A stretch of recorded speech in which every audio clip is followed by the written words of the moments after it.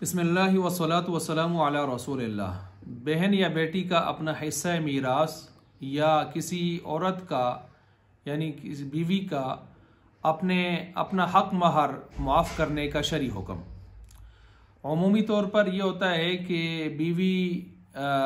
दबाव में आकर या बहन बेटी दबाव में आर खार में शर्मिंदगी में आकर अपना हिस्सा मीरास और बीवी जो है अपना हक महर खाविंद को बख्श देती है और माफ़ कर देती है, और फिर दूसरे हजरात जो है उसको अपने लिए बिल्कुल जायज़ और हलाल समझते हैं। भाई उठकर अपने बहन की तरफ से दी हुई जो इस तरह की मुआफ़ की हुई हिस्सा मीरास होता है उसको अपने लिए हलाल समझते हैं। इसी तरह शौहर जो है अपनी बीवी की तरफ से इस तरह माफ़ किया हुआ हक महर अपने लिए हलाल समझता है, जायज़ समझता है, तो क्या शरई इसकी कोई हैसियत है? ये इस तरह वाकई माफ़ हो जाता है? जवाब ये है कि बिल्कुल माफ़ नहीं होता इस तरह, ना ही वो दस्तबरदार हो जाते हैं शरई एतबार से इससे, बल्कि बीवी अपने हक़ का मुतालबा फिर भी कर सकती है, बहन बेटी भी अपने हक़ का मुतालबा कर सकती है। माफ़ होने के लिए कुछ तफसील है, शर्तें हैं, वो मैं आपके सामने बयान कर रहा हूँ। उससे पहले तमहीदी एतबार से ये बात समझ लें कि दौरे जाहिलियत में सिर्फ ताकतवर लोग जो है वो अपना हिस्सा मीरास ले लेते थे, और उनके यहाँ उसूल ये था दौरे जाहिलियत में कि जो शख्स भी घोड़े की पुश्त पर बैठकर अपने कबीले का दिफा कर सकता है, ताकतवर है, तो वही मीरास का मुस्तहिक होगा, बाकी कोई नहीं होंगे। चुनाचे बच्चे, औरतें, इस किस्म के लोग जो कबीले का दिफा नहीं कर सकते थे, माजूर, तो इस किस्म के लोग मीरास के मुस्तहिक नहीं होते थे। इस्लाम ने बाकायदा निज़ाम मीरास मुतारफ़ करवाया, और जिसमें ज़विल फ़ुरूज़ और असबात और ज़विल अरहाम वग़ैरह का एक सिलसिला तकरीबन 10 तक बेतरतीब जो है मुतारफ़ करवा दिया, और इसके हामिलीन को बाकायदा तरतीब से ज़िक्र फरमाया। और इन हामिलीन जो हामिलीन हैं या वरसा हैं जो अपने जो है वो ले सकते हैं हिस्सा मीरास, अगर इन पर आप गौर फरमाएं तो इसमें ज़्यादातर आपको तादाद औरतों की नज़र आएगी। ठीक है, ज़विल फ़ुरूज़ में देख लें, असबात में देख लें, ज़विल अरहाम में देख लें, आपको एक बहुत बड़ी तादाद जो है वो औरतों की नज़र आएगी। ननिहाल की ज़विल अरहाम के अंदर नज़र आएगी। अच्छा,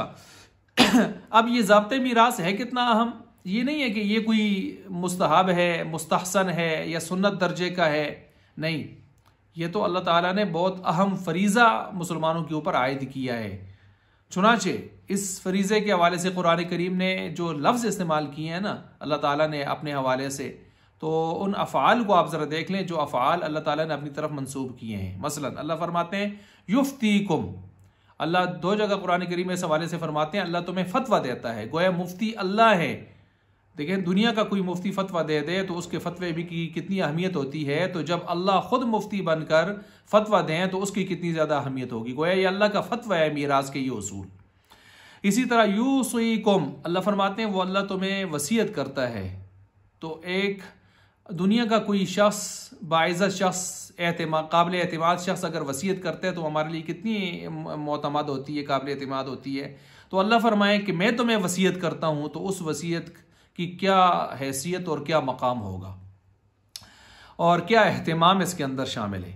इसी तरह फ़रीदतम मिनल्लाह, अल्लाह मीरास के अहकाम बयान करके फरमाते हैं फ़रीदतम मिनल्लाह, ये कोई आम सा मसला नहीं है, अल्लाह की तरफ से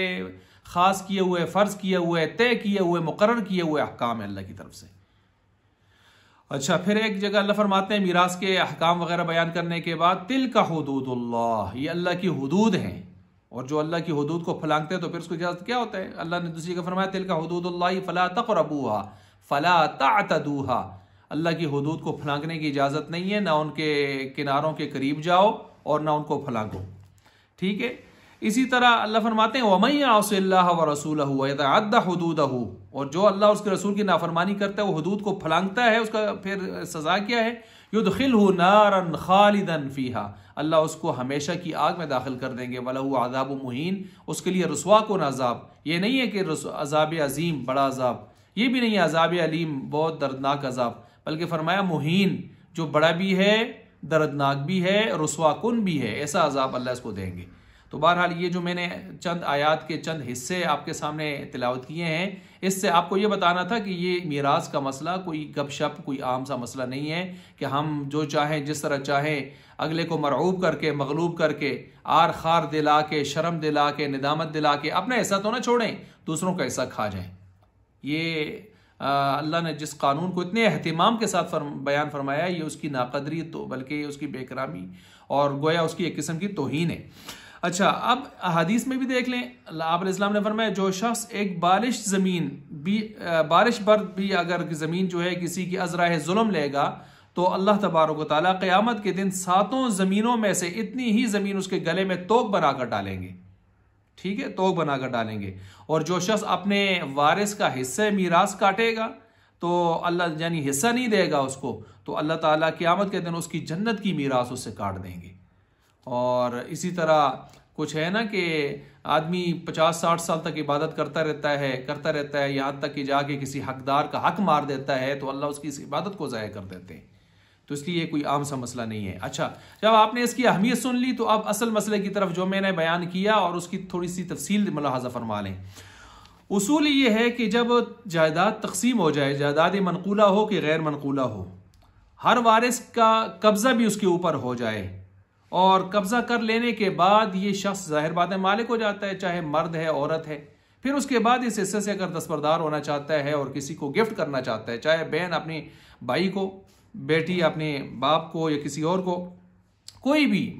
मेल फीमेल लड़का लड़की अपना ये हिस्सा जो उसके कब्ज़े में आ गया है हिस्सा मीरास, उसको अगर वो गिफ्ट करना चाहता है और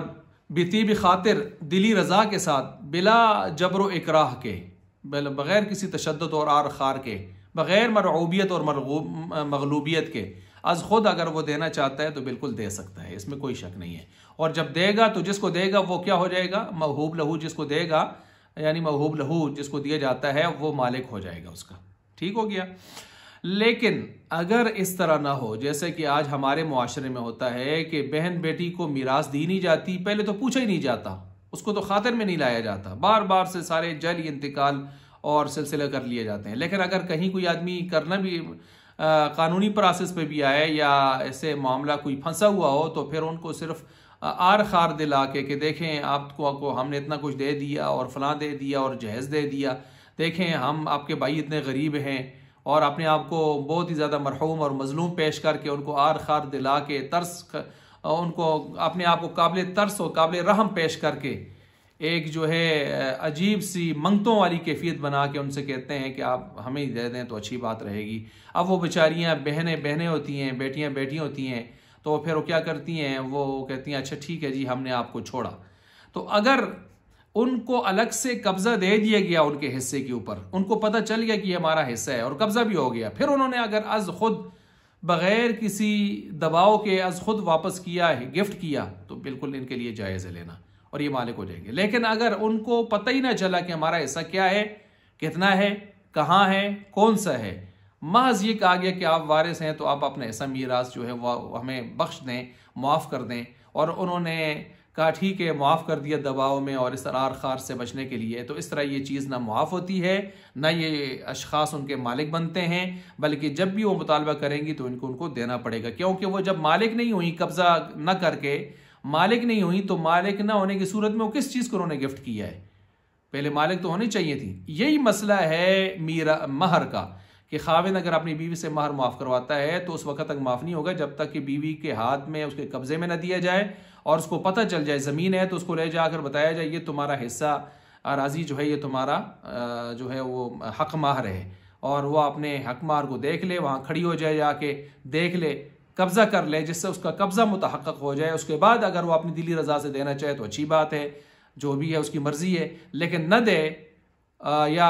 जो है ऐसी सूरत में फिर वो उसी की मालिक रहती है, और अगर उसको पता न चला और कि मेरा महर क्या है, कहाँ है, और उससे इसी तरह हवा में अगर मुआफ़ करवा दिया गया तो इस तरह का तहन जो है हक महर भी मुआफ़ नहीं होता और हिस्से मीरास भी मुआफ़ नहीं होता।